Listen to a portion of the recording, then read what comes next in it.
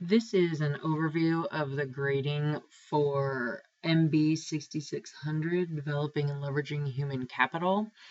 You are going to be graded on a 4.0 scale for this course. You should be familiar with this model from other MBA courses, but just to make sure, I wanted to do a quick overview. A mastery level is a 4.0. It's an A or an AB scale. And what you did at this level was you answered every single expectation of that performance indicator at an above expected level. Really, if you get a 4.0, the only thing I could say was good job. I had no other comments to give you. You really answered everything I was looking for. Proficient means you answered it. Yes, you were correct. Maybe you missed a couple of the finer points, some of the details. Maybe another reference would have really brought you up to mastery level. You understand the concept, but you might not have mastered it. A developing level, a 1 or a 2, this is, I didn't see everything I needed to see to even say correct. You know, in my mind, I'm probably thinking kind of. This is usually, the answer is very vague. There is no support. You answer part but not all of the question. The question asks for A, B, and C, and you only give A or A and B, but not all three.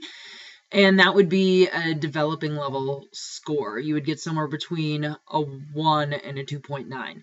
An unsatisfactory, a 0 is wrong or omitted. You normally will not get a 0 from me unless I truly did not see it at all or you were completely incorrect. If this does happen, I will usually put a note on the rubric saying, I didn't see this at all. Please let me know if you addressed it and I missed it. But this is usually you missed it entirely or you didn't cover it at all. It says here that the evidence provided is shallow. In my opinion, if you address it at all correctly, you're going to be at least in a 1. So that's how I interpret this form.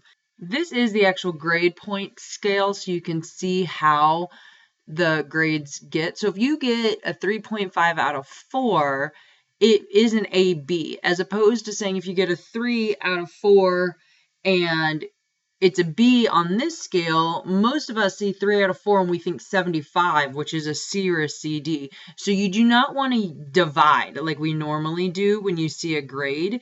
It is on this scale. So you want to make sure that when you see things like a 6 out of 8, on an assignment, that does not mean that you only got a 75%. That means that you got basically a 3 or a B on that assignment. The one other thing that I do is I average the deliverables for your performance indicator score.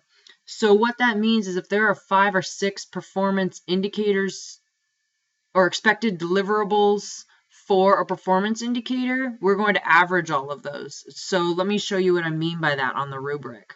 Okay, so here is the rubric that you'll be getting for each assignment. And you can see performance indicator 1 total is for these expected deliverables. So you're going to have a grade for 1, 2, 3, 4 discussions. 5 discussions, sorry. You're gonna have a grade for 5 discussions and then 2 aspects of 1 assignment. So these 7 items are going to be averaged for your grade. So let's say you got a 3, a 4, a 3.5, a 3.75, 4, and then on the assignment you got a 3 and a 3.5. So I would take these and I would average them.